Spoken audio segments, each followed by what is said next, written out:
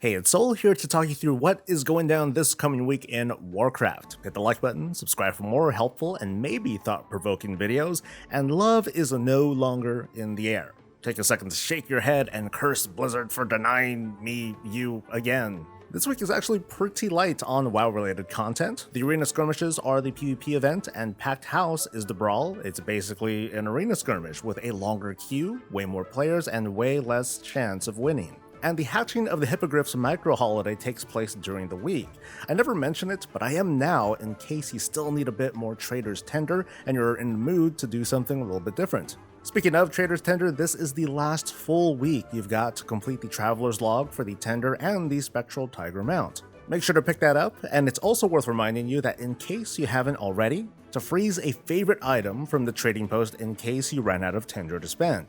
Next month's elections ought to be exciting, but remember all the promos are over. There's only going to be 1,000 Tender available going forward, and we'll need to be a little bit more conservative about our purchases. Or you can be like me and spend. The items will return eventually, right? Over in Mythic Plus World, the affixes are Fortified, Raging, and Quaking. Whoopee. Fortified Raging can be a real challenge, and there are some exceptionally nasty trash pulls in these dungeons. Have those trank shots and soothes ready for the Raging, and extra mana when they're not being used.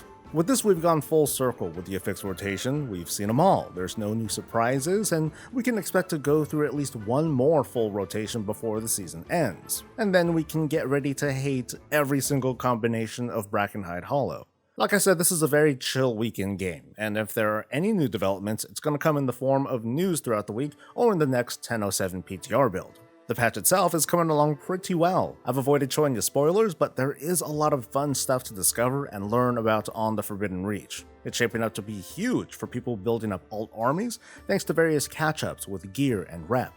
There's a bunch of new armor appearances, pets, and toys, and if you're trying to work towards making your character a little bit stronger and more prepared for Season 2 content, there's a little something there too. Speaking for me, outside of my team trying to push down heroic Rosageth, I think I'll finally get back to some old world transmog farming. I'm curious to see how my paladin's gonna shape up against BFA content, or if I can start putting a bit more time into learning how to play Retribution. There are some wild changes coming for Ret fans in 1007, and I previewed this earlier, and it can't hurt to try something new. As for video content this week, I want to talk about another big part of evergreen content that could really use some attention, namely guilds. And there's a really cool add-on that I want to introduce to you. It's not new, but it's inspiring all sorts of ideas to immerse myself a little bit more into WoW. I hope you'll hang out with me on stream as we have some adventures in Azeroth, but if you could, like this video, subscribe to the channel, and you'd be helping me out. Let's have Bob close us out. Stay safe, stay healthy, and stay breezy. Wasted my life, it's obsession. I'm grinding reputation, I won't be denied. Hit that 25 and I'll be famous.